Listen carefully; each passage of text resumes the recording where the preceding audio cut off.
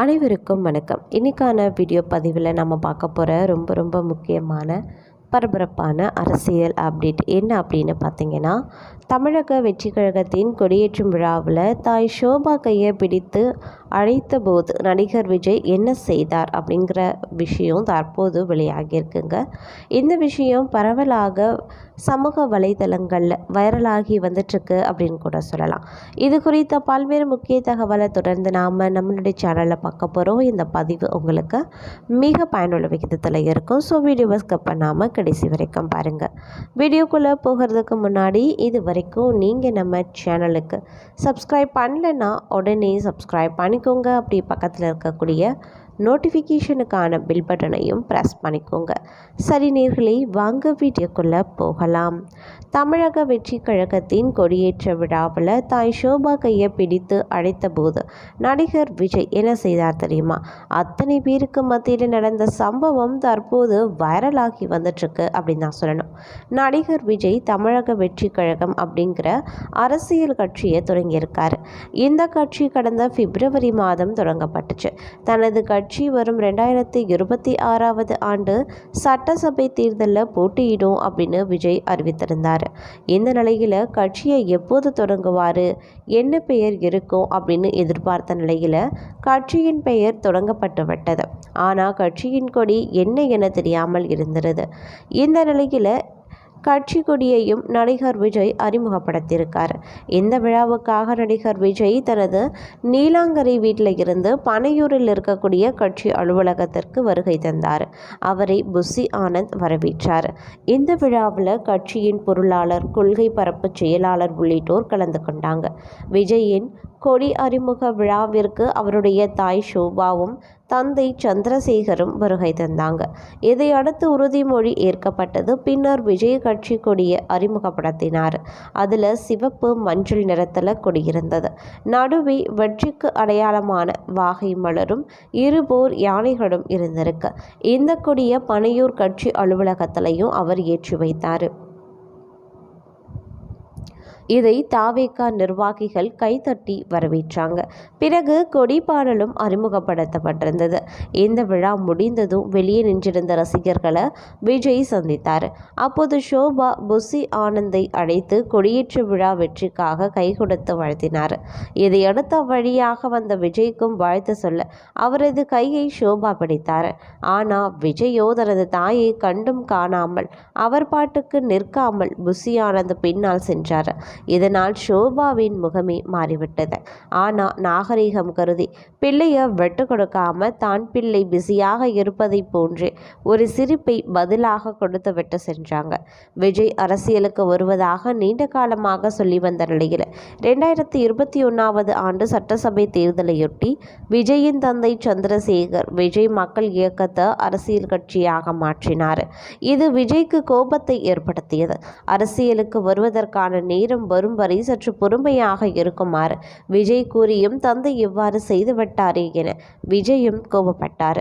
இதையடுத்து தந்தையை எதிர்த்தே கேஸ் போட்டார். பிறகு மகனுக்கும் பெற்றோருக்குமான உறவு என்பது அந்த அளவுக்கு ஒட்டாமல் போயிருக்கு. தனது தந்தையின் 60வது பிறந்தநாள் விழாவுக்கு கூட விஜய் வரல. ரசிகர்கள் மத்தியில் எப்போது விஜய் பேசினாலும் தாய் தந்தையரை கவனித்துக் கொள்ளுங்க என அறிவுறுத்துவார். ஆனால் அவரே தனது தாய் தந்தையை மதிப்பதில்லை என விமர்சிக்கப்பட்டிருந்தது.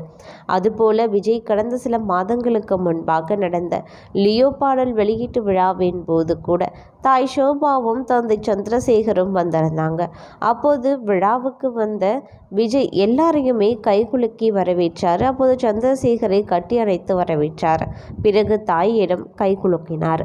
ஆனால் தனது பிள்ளையை அரவணைக்க வேண்டும் என்று எத்தனை நாள் ஏக்கமோ அது அன்றைய தினம் அவர் அருகே இருந்தும் முடியவில்லை என்பது ஷோபாவின் முகத்தில் நன்றாகவே தெரிந்தது. அப்போதும் ஷோபா சிரித்து கொண்டே கடந்தாங்க. பிறகு கடந்த மே மாதம் தந்தை சந்திரசேகர் மற்றும் தாய் ஷோபா ஆகியோரின் தோள்களில் கைகளை போட்டபடியே விஜய் போஸ் கொடுத்த புகைப்படங்களும் வைரலாகி வந்தது அப்படின்னு கூட சொல்லலாம். அதே மாதிரி நடிகரும் தமிழக வெற்றி கழகத்தின் தலைவருமான விஜய் தனது கட்சியின் கொடியை அறிமுகம் செய்து வைத்திருக்க நிலையில் தமிழக அரசியல் களத்தில் அதுதான் தற்போதும் பேசுபொருளாகி இருக்கு அப்படின்னு கூட சொல்லலாம். இந்த நிலையில் நடிகராக இருந்து அரசியலில் நுழைந்த கமலஹாசன் இன்று தனது கட்சியின் செயற்குழு கூட்டத்தை கூட்டியிருக்கார். ஆனால் விஜய் அரசியலுக்கும் இதற்கும் தொடர்பில்லை என்கின்றனர் அவரது ஆதரவாளர்கள். சட்டமன்ற தேர்தலுக்கு முன்னதாக கட்சியை ஆரம்பித்து சில தேர்தல்களில் போட்டியிட்டு இருந்தாலும் 2021 சட்டமன்ற தேர்தலில் படுதோல்வியை சந்தித்தது மக்கள் நீதி மய்யம்.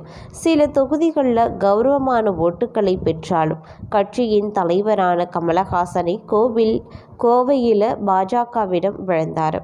இதையடுத்து ஊரக உள்ளாட்சி தேர்தல், நகர்ப்புற உள்ளாட்சி தேர்தல்கள்லையும் பாஜக சார்பில் போட்டியிட்ட வேட்பாளர்கள் கூட வெற்றி பெற்ற நிலையில் மக்கள் நீதி மைய வேட்பாளர்கள் குறிப்பிடத்தகுந்த அளவு வெற்றியை பெறல. அதற்கு அடுத்த நாட்கள்லையும் தீவிர அரசியலில் ஈடுபடாத கமல், விக்ரம், பிக்பாஸ், இந்தியன் 2 உள்ளிட்ட தான் சார்ந்த நிகழ்வுகளில் கவனம் செலுத்தினார். இதனால் அறிக்கை, ட்விட்டர் அரசியலோடு நின்றுவிட்டது. அக்கட்சி தொண்டர்களை சந்திப்பது, பொதுக்கூட்டம், ஆர்ப்பாட்டம் என அரசியலுக்கு களத்திற்கு தேவையான எதையுமே கமலஹாசன் மேற்கொள்ளாததால் பல கட்சிகளின் மாவட்ட செயலாளர்கள் சோர்வடைந்திருக்காங்க. இந்த நிலையில் கடந்த மக்களவைத் தேர்தலில் திமுகவுடன் கூட்டணி சேர்ந்த கமல் சுமார் 10 தொகுதிகளில் மட்டும் பிரச்சாரம் மேற்கொண்டார். காங்கிரசின் ராகுல் காந்தியுடனான நெருக்கம் காரணமாகவே அவர் திமுக கூட்டணியில் இணைந்ததாக கூறப்பட்டது. இந்நிலையில் விரைவில் அவர் மாநிலங்களவை எம்பியாக நியமிக்கப்பட வாய்ப்புள்ளதாக சொல்றாங்க அவருடைய கட்சியினர். இந்த நிலையில் நடிகர் விஜயின் தமிழக வெற்றி கழகத்தின் கொடி அறிமுகம் வெளியிடப்பட்டிருந்தது. நேற்றைய நிலையில் அதற்கு அடுத்த நாளான இன்று கமலஹாசனின் மக்கள் நீதி மய்ய கட்சியின் செயற்குழு கூட்டமும் நடைபெறுது. நடிகரும் மக்கள் நீதி மய்ய கட்சி தலைவரும் கமலஹாசன் தலைமையில் கட்சியின் நிர்வாக குழு மற்றும் செயற்குழு கூட்டம் நடைபெறுகிறது.